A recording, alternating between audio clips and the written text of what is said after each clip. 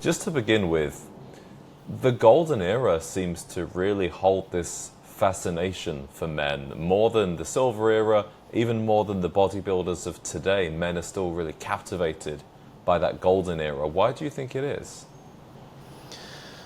It's a great question, James. I think it's got to do with a variety of factors. I mean, obviously, if you're just looking at the physique aspect of the Golden Era, what I think is obviously very attractive is the art component of bodybuilding back then. It was truly seen as an art form.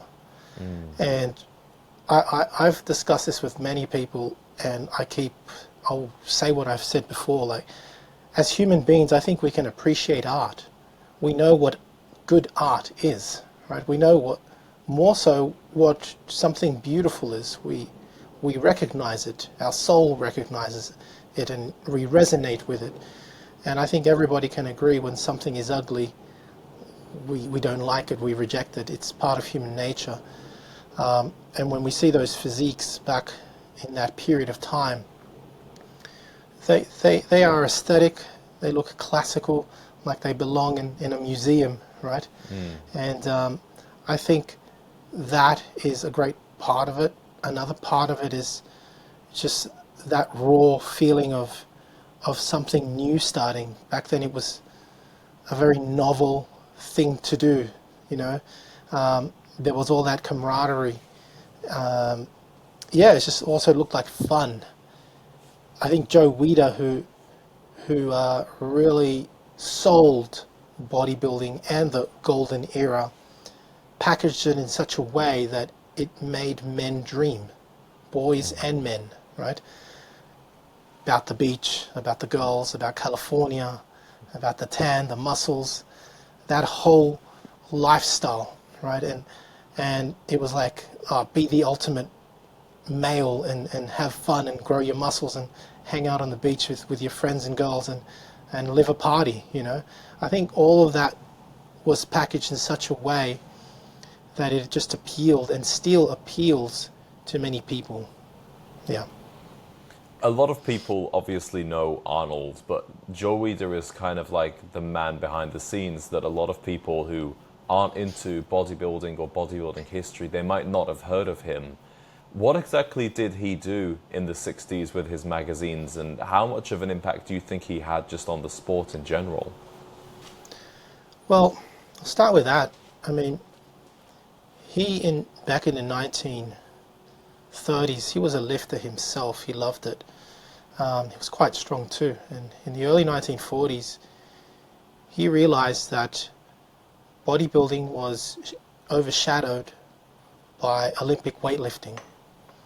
At the time, it was governed by, at least the competitions, were governed by the AAU, the American Athletic Union, and the king there was Bob Hoffman.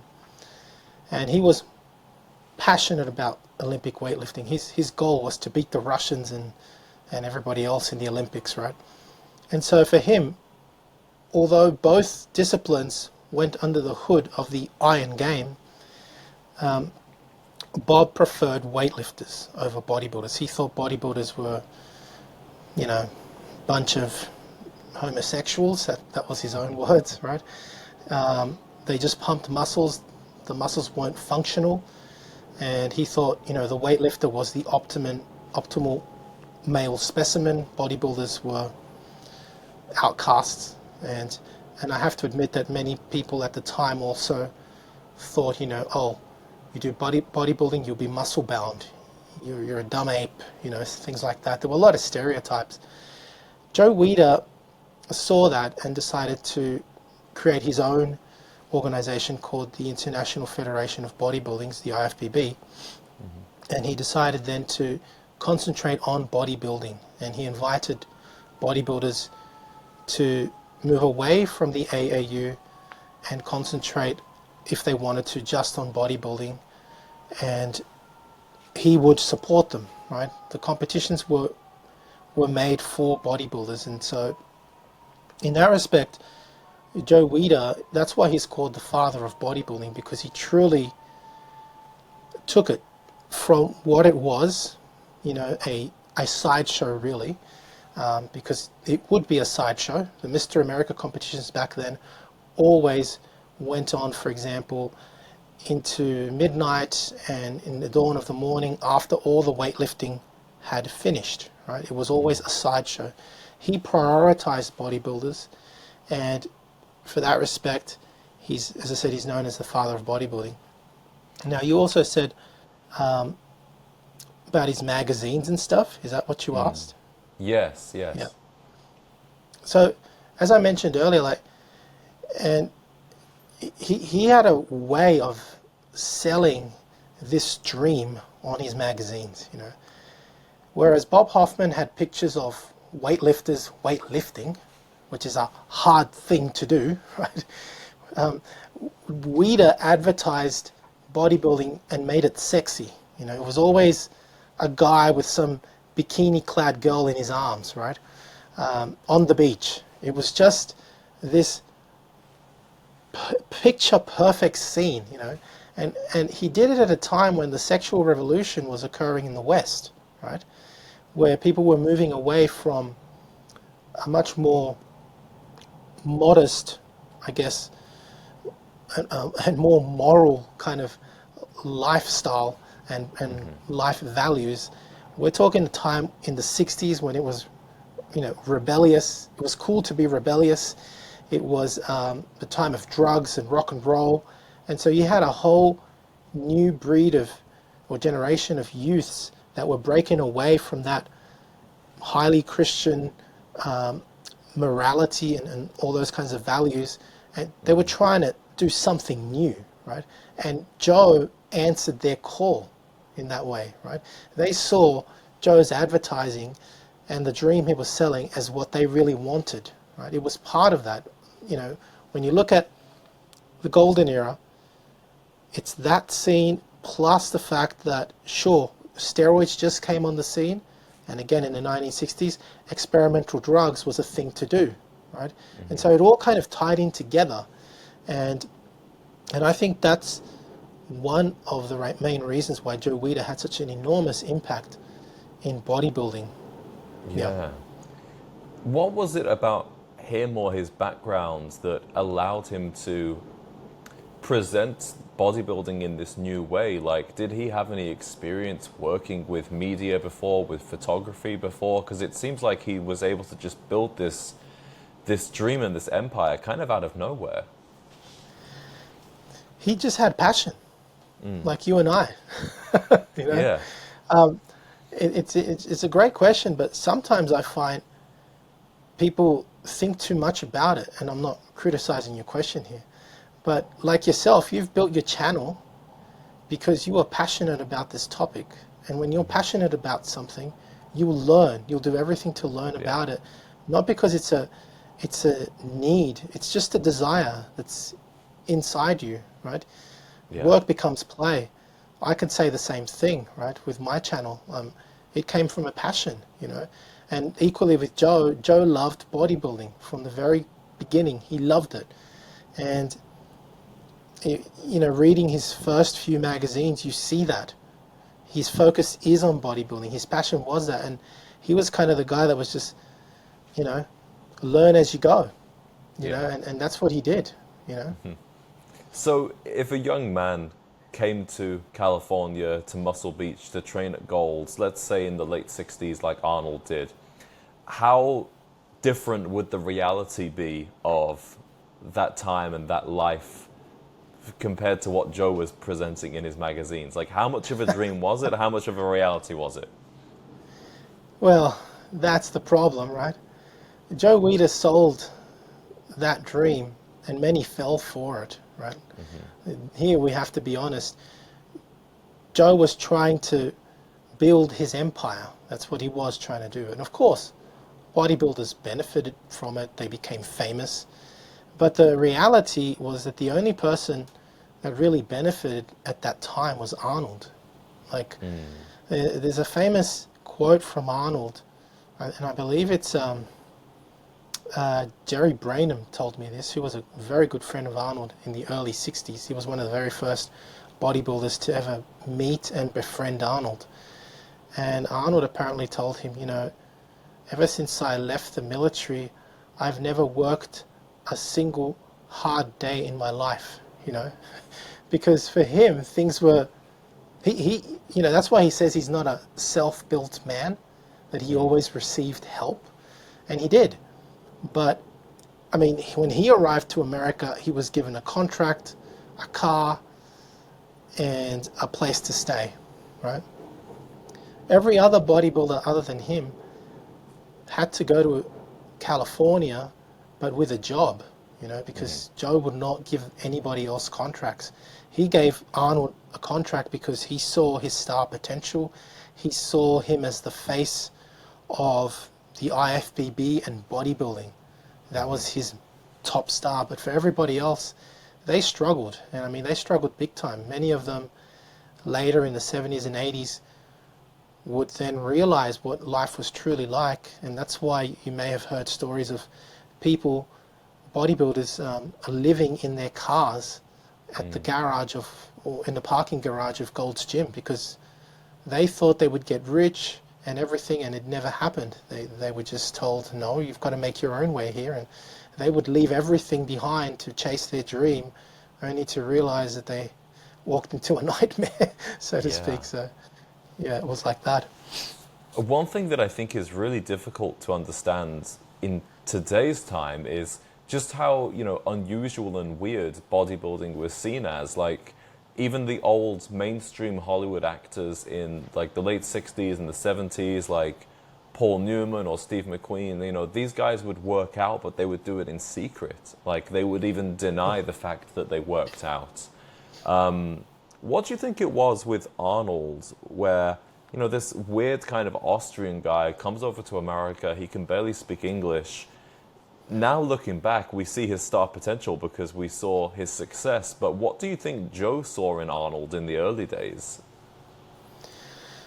I mean, in the early days, he just saw a kid, I think, that could be shaped, right? And I'll tell you why I think that. Before Arnold, he had, you could say, several other stars, and we're talking in the 40s, he had Steve Reeves and Clarence Ross. Later in the 50s, he had Reg Park and others. Maybe Chuck Sipes in the late 50s. 60s, he had Larry Scott, right? And he became the very first Olympia. But the thing is that Larry was married, and he became Mr. Olympia for 2 years and retired. That's not good for Joe, right? So Joe was looking for his next star, and he got his next star through Dave Draper, the perfect blonde, tanned bodybuilder. But Dave, being from New Jersey, was a very shy bodybuilder. He didn't like the, the fame that comes with stardom. And he didn't take to all of that fame very, very well. So he retired shortly after. And so once again, Joe is left wanting, who's going to be my star, right? And at the time, Sergio Oliva, a black Cuban bodybuilder, was winning the Olympia. He won it 3 times in a row. He was an absolute monster of a freak. But he realized that, and this is, I don't take anything away from Sergio, and I hope if his son is listening to this that he doesn't find what I'm going to say offensive, but this is from Joe himself. He found that, he stated, black bodybuilders don't sell magazines, right? That's what he said. And so he found out, although Sergio was the top bodybuilder in the world, it wasn't good for his business, right? And so he needed somebody. And a agent in Europe saw Arnold. He saw this very young 19-year-old enter the Mr. Universe and just lose. And then he had won several years later, in a row. And people were screaming, he's, 250-pound massive guy, and he's just 20 years old. So Joe brought him over. He knew he was the biggest thing. He was a prodigy, and that more importantly, he could mold him into what he wanted. And Arnold was willing. He was hungry, you know. So it was the perfect match. It was the perfect student with the perfect mentor who already had years of experience with several others trying that. And that's why that era is called the Arnold era, because Arnold truly took the job that he was given, became the ambassador that he became, and Joe made him a star, and he just kept shooting further than the stars, as we know, you know. Yeah. Yeah. What would a typical day in the life have looked like for Arnold back in those early days in Venice working with Joe? Oof. He was really busy. So, and I know this because I was his historian for his Netflix series. Oh, If you've nice. seen I the love Arnold that series. Yeah, really Yeah. cool series. So I was contacted by Netflix several years ago. They had seen my YouTube channel, and I helped them with that series. So I can tell you from what I've researched Yeah. that this is typical day of Arnold. He would get up and typically hit the gym first thing in the morning. Was he an early riser? Yeah, from what I understand. He would, and of course, I mean, it depends. It depends on the time of the year. But let's say he's busy. It's his busy season, because if it was winter, he would take a break. He would go to Germany, see his mother, see his friends and family, and then come back in early spring to begin building his physique, right? And that meant that during winter he would take time off steroids and everything, right? And then he would come back to California.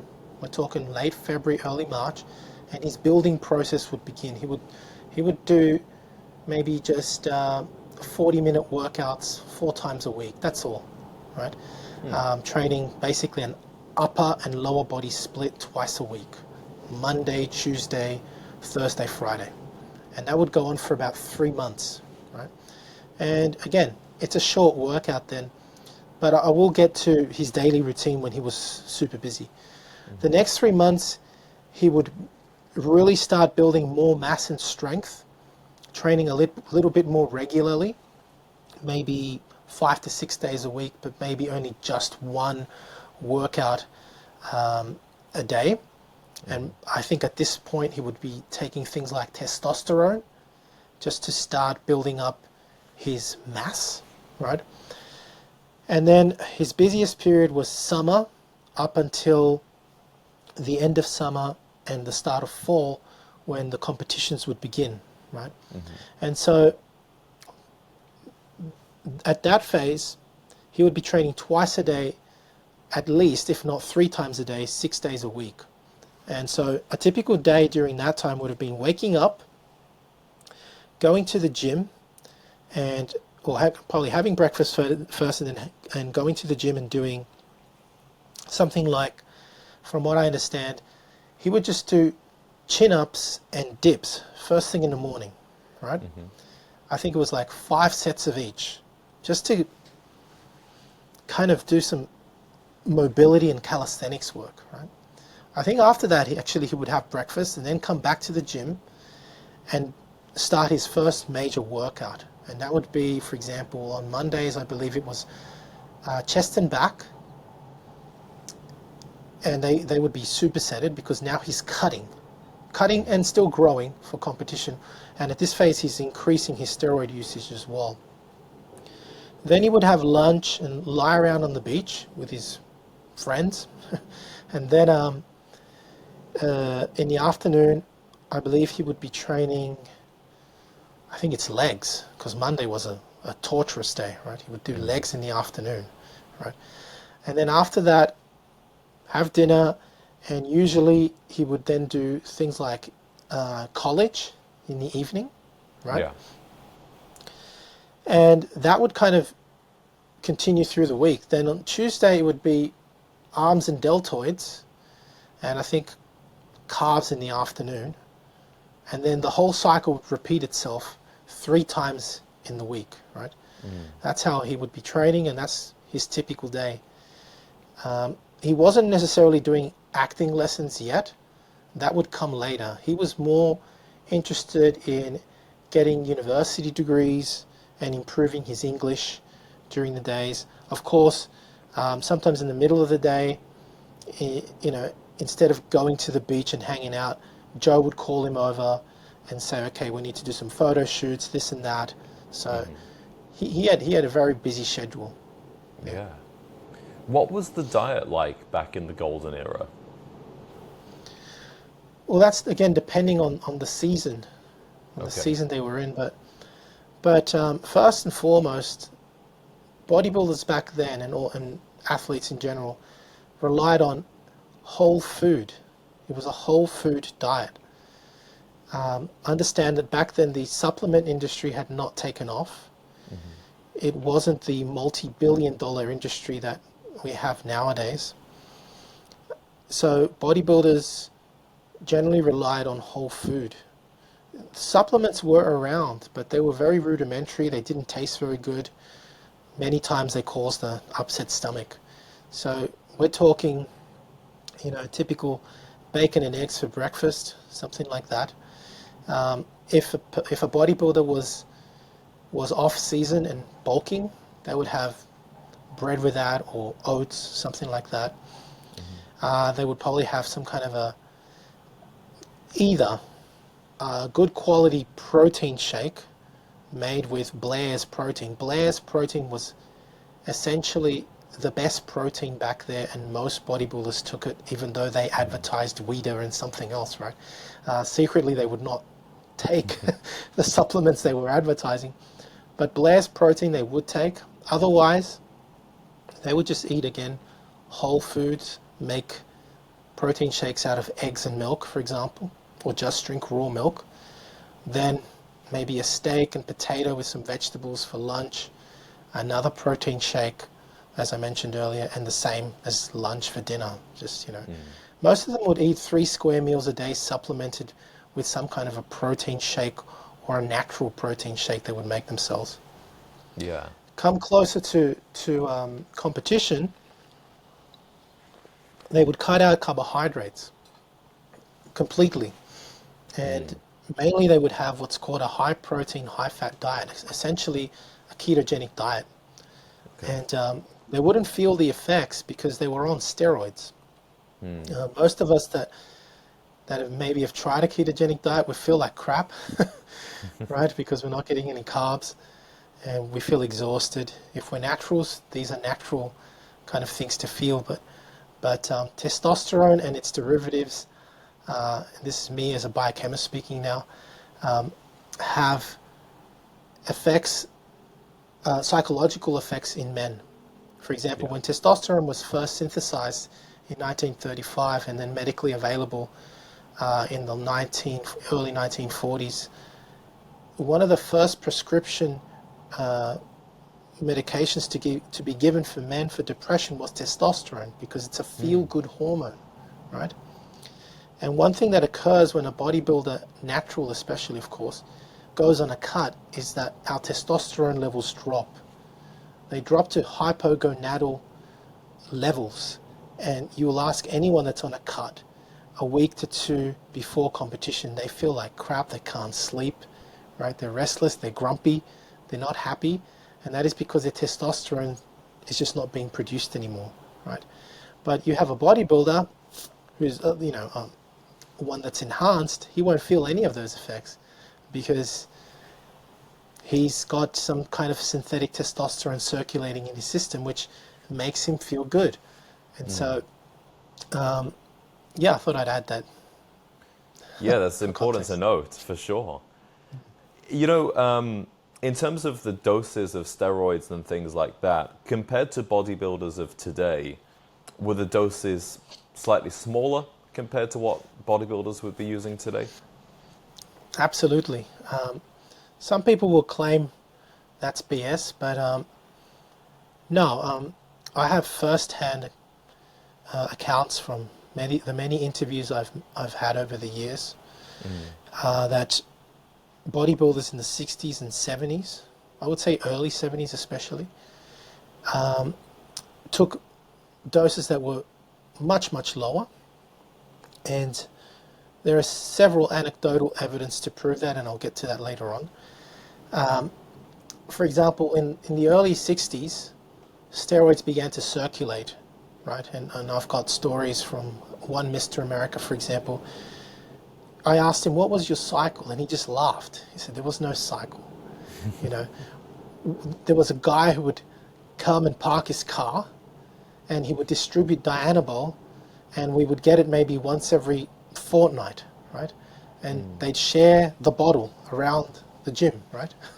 So everyone would take a few little tablets, have a couple that day, maybe another couple the day after, and have their own little supply until they ran out, right?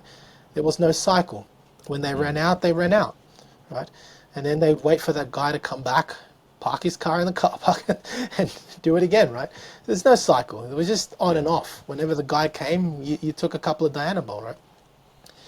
And that evolved. Of course, bodybuilders saw the potential, and I speak of Dianabol because that was really the first proper steroid that was anabolic with the androgenic effects of testosterone reduced. I won't say removed, but severely reduced, right? And so minimal side effects in that respect of things like prostate issues or balding of the hair, etc. So they wanted muscle mass and they got it. Yeah. But by the early 1970s, late 60s, early 70s, you had injectable steroids being produced in Europe, and certain bodybuilders like Arnold and others from France, etc., that were now competing in America would have their sources, and these sources would ship injectables to California, and injectables came on the scene, right? Then eventually things like Winstrol and Anavar came on, and suddenly by the mid-70s to late 70s, doses started to get much, much higher as the size factor really started to become more prominent in bodybuilding, right? Yeah. It got worse when human growth hormone came on the scene in the very late 70s, and then really came in the 80s, and worse in the 90s when then human growth hormone was combined with insulin and insulin growth factor, which led to the explosion of physiques in what people call the mass monster era in the 90s, right? And so, as you see, with the evolution of steroids and anabolics and performance-enhancing drugs, you have newer compounds coming each decade. And so it's only logical, therefore, to say and state that bodybuilders at the very beginning had very little access to steroids. They simply were not as available in amount and in number, as in variety. The variety increased, as did the demand, as did the manufacture over the decades. And so, yes, absolutely, bodybuilders back then used way lower dosages and lower varieties. And as the decades continued, the complexity of these cycles and pharmaceuticals increased. Now you have, in this day and age, it would not be surprising if a bodybuilder is taking anywhere between 10 to 20 different compounds before competition. Wow. Yeah, it's crazy. I definitely want to get more into steroid use and also just this size inflation that's happened both in bodybuilding and with men in general. But before I move on to that, you mentioned something interesting about the steroid use in the 60s and 70s. It was very much as and when it's available. They weren't on a particular cycle. They weren't necessarily tracking what they were doing. Today, everybody's tracking, right? We've got MyFitnessPal, people are wearing Oura rings, tracking sleep, calories, all of that kind of stuff. From what I understand about the Golden Era, those guys weren't really doing that. A, because it was impossible to track sleep and things like that. And when it comes to calories and nutrients, what kind of approach were they taking there? Ooh, that's a really good question, but I think that whole calories, macros, tracking, it's only something that's relatively new. understand that with technology, that knowledge is now available at the palm of your hands. People are lazy. Bodybuilders aren't necessarily the most intelligent people. You know, I find at least, especially the big ones. No offense to them, but sorry, I'm just generalizing here. And back then, really, all they had as an assessment was what the mirror told them. Mm-hmm. You know, there weren't many books that talked about the caloric intake of foods. There were, but first of all, bodybuilders were not buying those books, right? Only through specific nutritionists, and we're talking people like Vince Gironda, who was the trainer of Vince's gym, trainer of the stars in Hollywood in the 60s and 70s and 80s until his passing. They were very much aware of the importance of diet for a bodybuilder. People like that would actually publish the caloric intake of foods just to make bodybuilders aware of what they were ingesting, right? And this is now, we're talking 1960s, 1970s. Some thought Vince was crazy, others listened to him and got good results, right? But I would say that that whole tracking really started more so into the 80s and 90s, right? Mm-hmm. Sure, many bodybuilders would use their diaries and state what they would eat. And I've got many booklets that show their diet, what they would eat. But in the 70s, you won't see in many books, you'll see it in some, but not many, the amount of calories, the amount of proteins, carbohydrates, or fats found in each and every single type of food that they were eating. They would simply list, this is what I would have for breakfast, lunch, and dinner, right? That's it. Whereas if you compare the information in the 80s and 90s, suddenly you've got calories, proteins, fats, and a caloric breakdown of what they're eating. So this also reflects technology and science development, right? Yeah. Exercise science wasn't a big thing. Nutrition also wasn't necessarily a big thing. Now these are sciences that are well established and respected. Back then they were not respected, right? Mm-hmm. So all of that, I think, has had an influence in the mentality and the practice of the ability to track what you eat nowadays. Yeah. Yeah. It sounds like back then it was more intuitive. So, for example, removing the carbohydrates during the cut, yeah, obviously that's going to reduce your calories, but they're just thinking, well, I need to lose fat, let's lose the foods that don't give me more protein. Yeah. So it seems like back in the golden era, they had less access to the same kind of substances, performance-enhancing drugs that people do today. They had less information or ability to track their diet, their recovery, things like that. Yet somehow almost everybody would objectively agree that they looked better back then than most people do today or bodybuilders do today. So what were they doing right? What do you think it is about the golden era that just they really figured it out there? Well, I think it's a combination of things. I personally do not agree with the way gyms are run these days, for example. Mm-hmm. There is quantity over quality. Yeah. And I know because I've worked in gyms, and nowadays as a gym instructor, for example, all you need to do is a very short course. You learn about human anatomy, digestion maybe, and a bit about the musculoskeletal system. And you get your certificate 2, for example. Then for your certificate 3, which is personal trainer, you have to have the ability of building a program and maybe a diet for a client, right? And you can do all of that within 6 months. In 6 months, suddenly you're a personal trainer. You can train anybody in the world, right? And I'm sorry to say, most personal trainers have no idea what they're talking about. Mm-hmm. You walk into any gym today, or most gyms, and the trainer will sit you down on a machine and say, okay, use this machine for this muscle. Now we move on to the next machine, do that for this muscle. And so the trainee nowadays learns to use a machine to grow their muscles. Back in the golden era, that was not the way we built muscles. First of all, if you found a gym, the gym would have probably very experienced people inside that had been training for years, right? With a head coach there, probably in his 60s, that was doing everything from muscle control to odd lifting back in the 30s and 40s, right?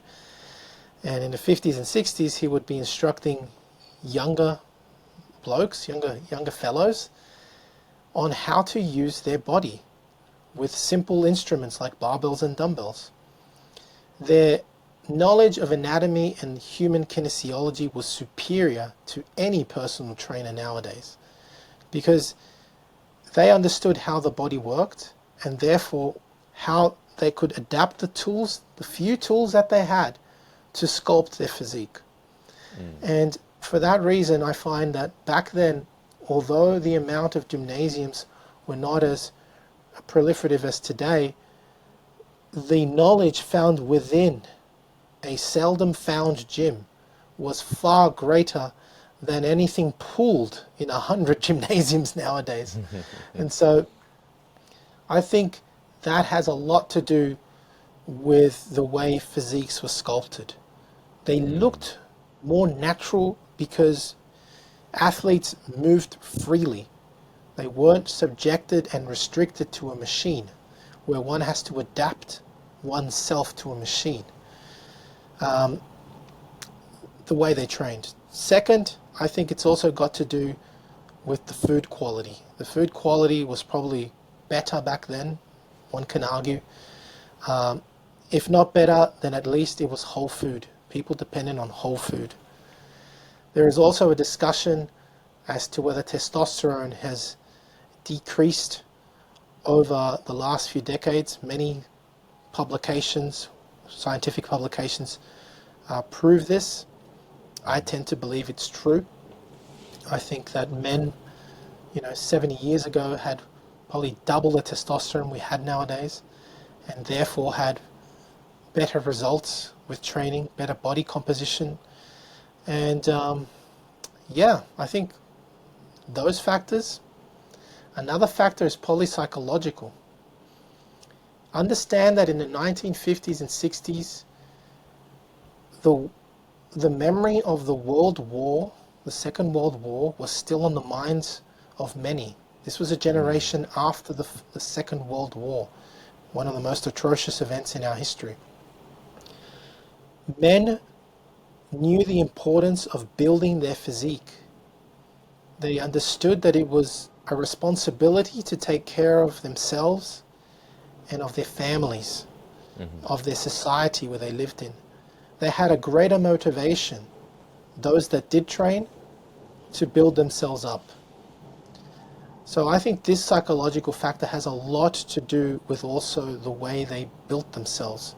Yeah. Nowadays, we are in a comfortable, sedentary, almost lethargic generation that is more interested on scrolling, watching shorts, being a keyboard warrior, than doing something that is going to build yourself up, your family, your society, let alone being rebellious. Yeah. There was also that novel naivety back then. It was done. It was done, and that was it. There was not much thought behind it. Now everything is so analyzed and scrutinized and must be published before I try it. There's no daring, rebellious nature behind their or intent behind their action. And so I think there's a lot of psychological hindrances today as opposed to back then. That's really interesting. I think another one of them is talking about the gym culture. Today, gyms are kind of isolated places where people go in by themselves and they've got their headphones in, they don't talk to anybody, they're just following their own program. unless you go to very certain types of gyms, there's no camaraderie of everybody having a conversation, training each other, encouraging each other, showing each other exercises.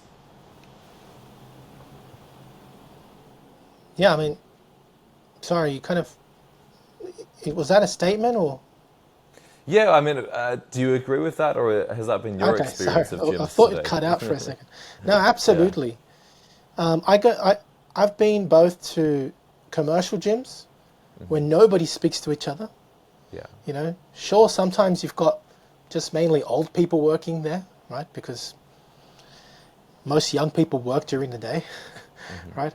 But I've been to other gyms where there's a lot of young people and nobody talks to each other.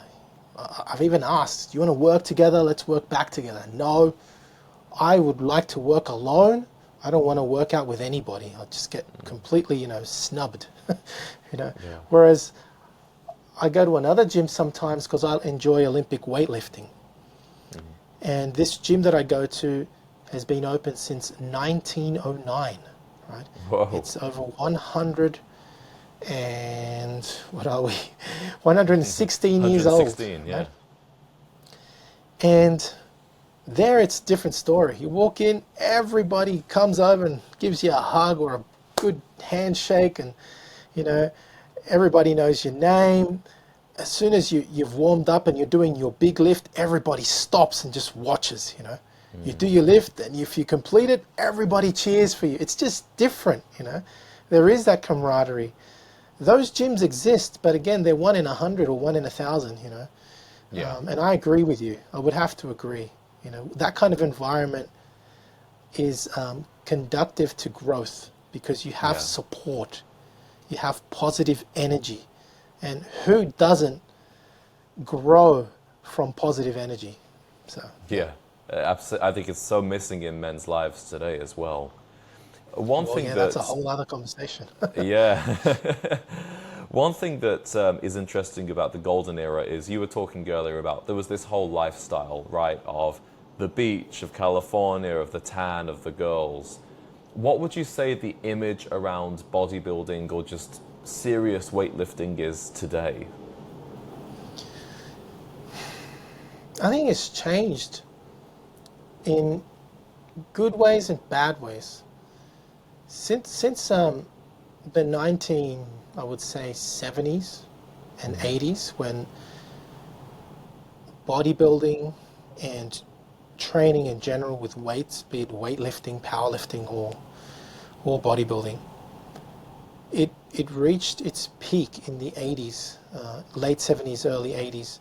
Pumping Iron, one of the most iconic, if not the most iconic film that introduced bodybuilding to the world, made bodybuilding sexy, right? Everybody wanted to do it, right? Suddenly, you mentioned the Hollywood actors of the 50s and 60s and 70s. Clint Eastwood was no longer shy about, working out at Vince's gym, and other actors, right? Suddenly, everybody was flexing their muscles. There was a sudden boom in the growth of gyms around the world, right? Suddenly gyms were popping all over the place because the demand was there. And it was a true fitness revolution. In that respect, that's carried on till today, where you have, in any country around the world, you're going to find a gym where you can go and get fit and be strong and healthy, right?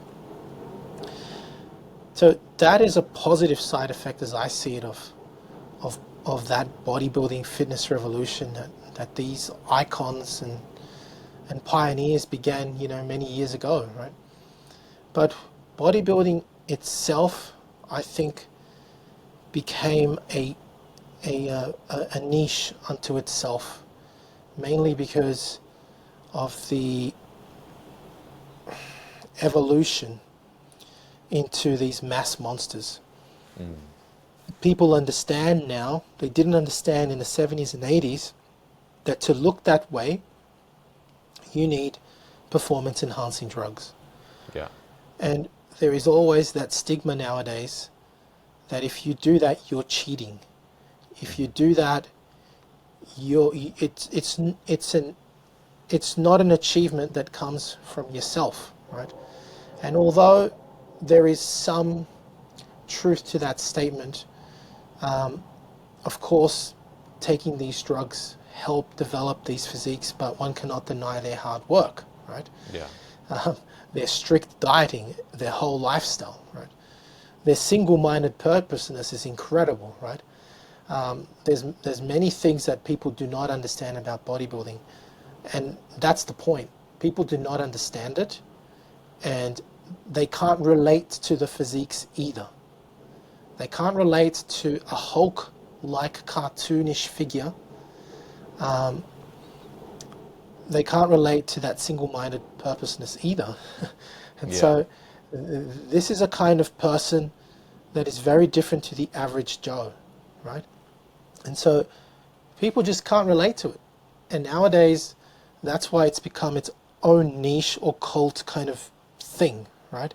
Mm-hmm. It was becoming sexy, it was becoming popular, everybody wanted to do it, but then people found out what it's really like. Now everything's out in the open.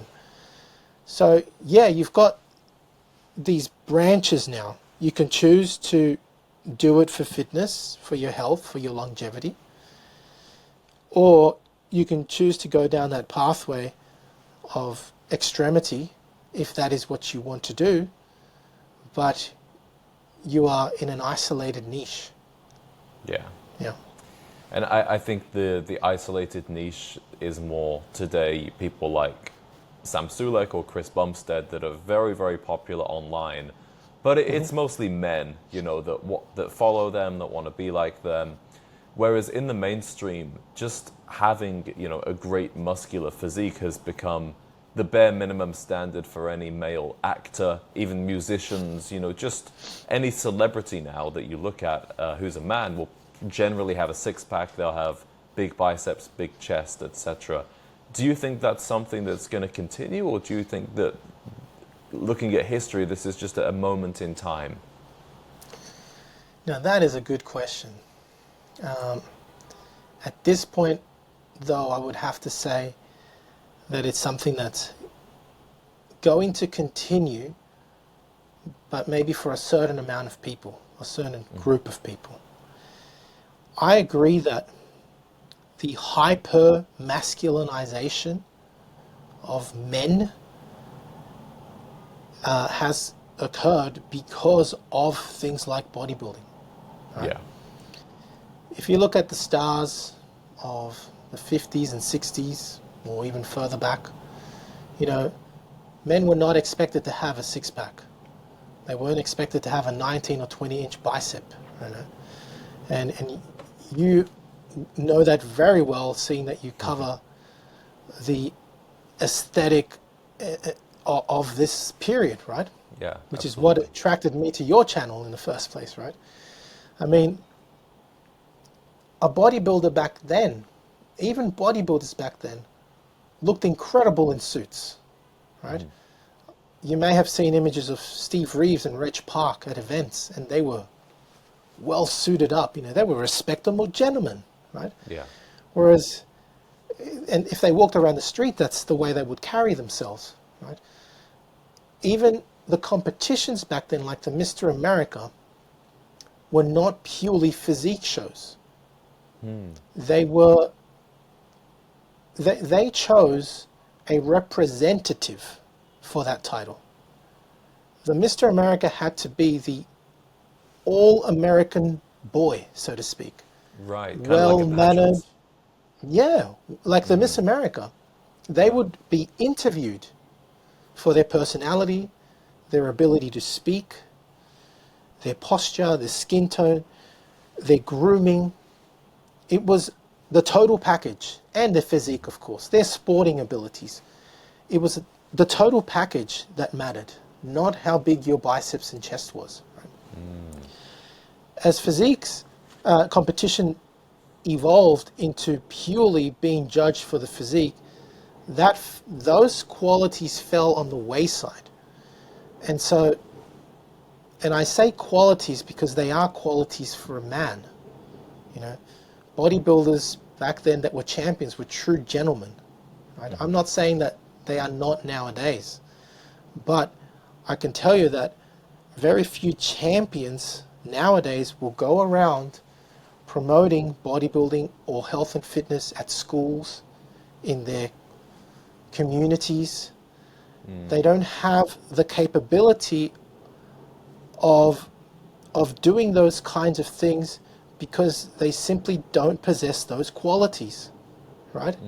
Now what makes them a champion is how ripped and muscular they are on stage and how big they are, right? And so now I can't even remember why I went on to this topic. No, that's such a great point, that it's moved away from this more holistic sense of being a complete man who has the physique, he has the charm, he gives himself to his community, to other people. Would you say it's just become more of like a vain single pursuit of muscle and size? Yeah, well, that's now I've kind of remembered the original question about hyper-masculinization. Yeah. And yes, that ties in exactly with what you just said. I think with the changes in physique competitions, where the physique was purely awarded, and I mean, again, I go back to Steve Reeves and Reg Park.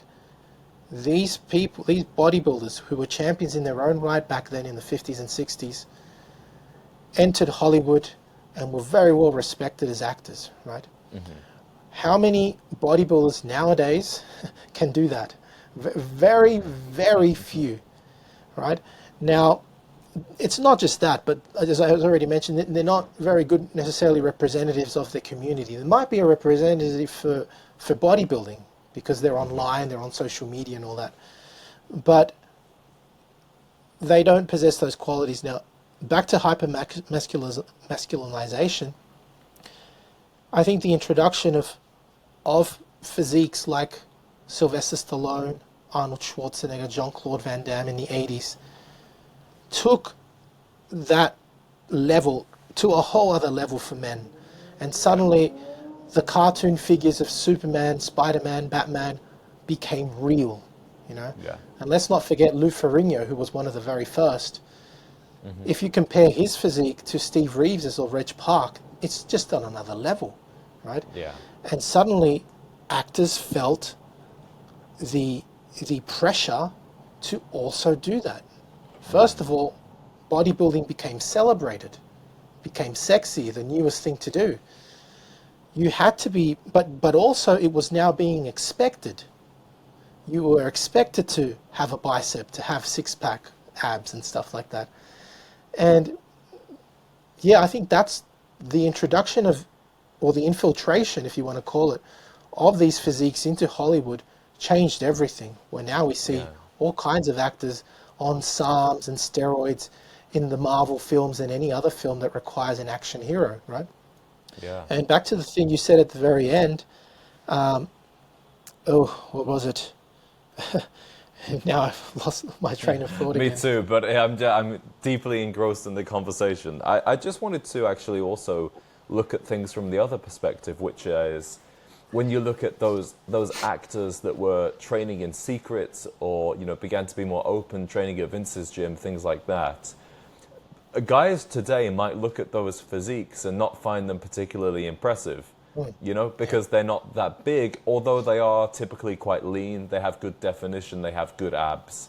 Would you think people underestimate actually how much work it takes to get a physique like that? Yeah. Well, this is again now going back to what you said earlier, so now I remember. Yes, and I think too much is expected. This goes now into our advancements in technology, social media, you know. Yeah. For a long time we could blame muscle smoke and mirrors and say we didn't know. But now everything's out in the open.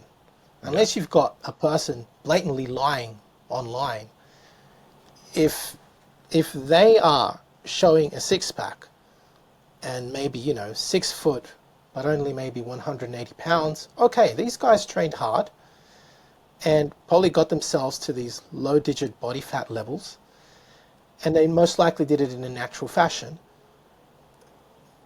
And still, though, people expect to see that. They expect to see that because they want to be wowed, right? But now you can't go online and be a 240, 250 pound ripped person and call yourself a natural, right? At least that has changed. People understand the difference between what a natural physique looks like and a person that's enhanced. However, what is not good is the expectation. People expect to see ripped physiques, regardless as to whether they are enhanced or not, all the time, because it is pleasing to them. And that's one of the reasons I like the golden era and before, the silver era as well, bronze era. The physiques in the silver and bronze era were more or less natural. I would say more natural than, natural, right? Yeah. They did not require six-pack abdominals, right? These guys were just strong, big, muscular men, right? They, for that time, looked incredible, and in my opinion, still look incredible nowadays. Once you've gone to the gym and you've done it yourself, you truly realize how difficult the task is, let alone how hard it would be to maintain such a low level of body fat percentage. People's expectations are influenced by social media. They want to see that six-pack abs. They see it once, they expect it on everybody else. And that's the problem. I think people's expectations are constantly also fed, and it creates an illusion that is not real. It creates a picture that is not real. It's an illusion, right? Yeah. And that is not helpful. It puts expectations too high, and it also then creates a problem. It creates a problem in that people are then, weak people find it necessary then to resort to extremes like taking performance-enhancing drugs and other dangerous practices to achieve a physique to simply get social validation. Yeah. And I think that is a very, very weak way of validating yourself. If you can't get up in the morning and be proud of who you are and of the tasks you're about to do with confidence, then you've got some serious issues. Yeah, that's definitely become a big problem, especially with guys in their 20s, doing TRT and things like that, just purely for the aesthetics, purely for the validation. And it's interesting that social media has definitely played a big role in that. It's also allowed people, however, just with a genuine passion for fitness, for bodybuilding, whatever it may be, just to start to share that with the world and build a brand for themselves and build a community of like-minded people. So what's your journey, just to give us a quick timeline of the Golden Era Bookworm, what's your journey been on social media? Well, it all started, Golden Era Bookworm started as a hobby. I remember as a kid running home from school to watch The Incredible Hulk, which I mentioned earlier, right, with Lou Ferrigno. So I was born in 1978, and the show was running in the early 80s. So I'd run home from school, watch The Incredible Hulk, and my dad, I don't remember this bit, I do remember running home to watch The Incredible Hulk, but my dad told me that I used to then take my shirt off, run in front of the mirror, and do a most muscular like Lou Ferrigno, and say, I'm going to be big and strong one day. Apparently that's what I did. I don't remember that. And later on as a teenager, I remember watching Arnold's films, and they had a major impact on me, like they had on many kids my age, right?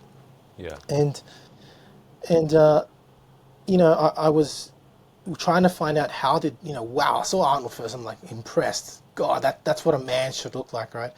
And I started then to investigate what is it that Arnold did to become that way, right? And it happened to be that I went to my friend's place. We were about to go to the movies, and we went to his room. He called us, let's come over to my room, I want to show you guys something. He had just got his first computer, and me and my other three friends, we went into his room, and he wanted to show us some porn. And I was like, mate, I'm not interested. And I just looked down as they're all, gawking at the screen. And I see a pile of muscle mags on the floor, and the top one was an Arnold cover. And I told him, mate, do you mind if I have a read of this? He goes, no, go for it. So I start looking, and the mag is a special edition on Arnold's life in bodybuilding, right? And then I asked him, can I buy it off you? And he said, no, absolutely not. And apparently he just told me that he still has it. Right? We're talking 32 years later, he still owns it, right? He never sold it. And I said, okay, can I photocopy it? And for people that don't know what photocopying is, nowadays, of course, we have our phones. We can scan or take photos of whatever we want. Back then, we didn't have phones and all that kind of stuff. So I had to go to the public library and photocopy the book. And I just pulled it out. That's the original Oh, wow. Arnold magazine. I It's still interesting own he's it. wearing a suit on the front. He's actually not showing his body. Absolutely. I still own it because it's a reminder for me of how all this started. That was my very first magazine. And from there, my desire to learn about bodybuilding grew. I began just collecting magazines, and the collection grew and grew. And I remember talking about it to my colleagues when I was at work. And I would tell them when I would get a whole new batch of mags. And I remember one of my friends said, so what are you going to do with it? And that kind of annoyed me. And I said, I'll show you, I said. And at the time, I was lifting and preparing for powerlifting competition. Okay. And I tore my tendon, my pectoral tendon, completely off the humerus, right? And it required 3 years of surgery to fix. My bicep tendon was also torn off. I needed almost a complete shoulder reconstruction. And, I didn't know what to do. I said, I got to do something in my hobby. I love lifting, I got to do something. And I remembered what my friend said, that really sarcastic, what are you going to do about your collection? And I said, you know what, I'm going to show you. I'm going to start a YouTube channel. And I didn't tell him anything. I just did it, right? Yeah. And I started reading my magazines online. And people started liking it, and they could see, or they could hear, I should say, not see, they could hear my passion, my love for this particular hobby. And the channel grew like that. And with time, many of the people that I talked about, we're talking the bodybuilders themselves in their older ages, began to contact me, saying that they wanted me to interview them on my channel and all this. And it just happened like that. It exploded. All because I was passionate about that. And I decided to do something about it. So That is so cool. I just love that you start just with this interest, this passion. You begin sharing it, and next thing you know, you're talking to some of the heroes of that era, which is so cool. Yeah. Have you been able to, monetize the channel? How did you grow it into more of a serious kind of operation? The monetization came by YouTube itself, of course. Yeah. Once I reached the 1,000 quota and I don't know how many hours of views, I got the notification from YouTube, and now it's monetized. Isn't that such a good day? I remember Yes, that it day is. myself. Yeah. It was great. I mean, I can't say that it is a full-time job, unfortunately. And now that I've touched on it, I'll get to that and then touch on the other bit. And the reason is that I'm a father of, of two. I have a family, and I live in Switzerland. Switzerland is one of the most expensive countries on the planet, and unfortunately, a YouTube and website salary probably only covers about 50% of my expenses. So it still remains a hobby, but one that at least provides some extra finances for things like holidays and things like that. Yeah, But if I was, I guess, a single man living in a less expensive country, it might be a different situation, but it's not what it is, and that's what it is. So with the monetization and the expansion of the channel, I got many people asking me, can you coach me? Or can you Yeah. offer these products, these books, these shirts, whatever, right? And I started saying, okay, you know, these Yeah. opportunities were being presented to me. And so I opened a website. And with that website, I started selling products. Because I had all these contacts, the bodybuilders themselves would allow me to sell their products. So I would make these collaborations. Oh, Then wow. companies came, you know. Eventually, Netflix came around, you know, wanting Yeah. me to be the archival researcher and historian for Arnold. And so it just started to grow by itself, right? And the same thing with the online coaching, same thing, you know. People wanted to learn, how is it that you truly develop an aesthetic physique? Well, I said, you really need to learn how they did it. You need to eat how they did. You need to forget the machines and really learn about human anatomy. So I teach all of these things. Having a medical background helps, you know, Yeah. and all that. So that's how it's just kind of grown organically, you know, nothing Yeah. forced. Yeah, I absolutely love that. It sounds like it's just been the perfect avenue for you to explore this passion and take it to a new level. Yeah, Well, thank you so absolutely. much for making the time to have this conversation with me. I've definitely learned a lot about the golden era and also just the history of bodybuilding in of itself, which is definitely something that I'm getting more and more interested in right now. So to be able to talk to you and get your expertise, just really, really valuable for me and hopefully for the audience too. So everybody go check out Golden Era Bookworm on YouTube. I know you're also on Instagram as well. Yes. What's like one of your favorite conversations that you've had with one of the old bodybuilders that people could go listen to? Oh, just their funny stories. You know, they're all old Yeah. guys now, so they just tell me all these funny stories. And one, I'll give you one. It's Yeah. hilarious, right? Jerry Brainham, as I mentioned earlier, he was one of Arnold's first training buddies and friends, right? And he tells me one of the funniest stories I've ever heard is that he would sometimes go to Arnold's apartment, you know, just to hang out or whatever. And this one time he walks up the stairs, he just opens the door because, you know, back then no doors were locked, walks into Arnold's apartment, and he sees Arnold with syringes in his hand and three bodybuilders butt naked with their butts facing Arnold. Arnold is kneeling down and he shoves the syringes into each of their ass cheeks and injects the steroids. And I just find those kinds of stories, you know, Yeah. ridiculous and hilarious. You know, real insights into how things were back then, how rudimentary things were, how you know, again, the naivety we've talked about and all that. Yeah. Yes, you know, you just get all these hilarious stories. Yeah, it's really fun to talk to them. Definitely a They're moment in always willing to time. share. Yeah, Yeah, yeah, it was a moment in time, and I'm grateful that people like yourself document these stories and have these conversations with those old guys, because otherwise, yeah, what they learned and their experiences would go to waste. So, thank you for absolutely. continuing. You're continuing the legacy of those old magazines, really, by documenting this all and helping people understand exactly what they did. Thank you, James. My pleasure. All right, it's been great to talk to you. I hope you have a great rest of your day.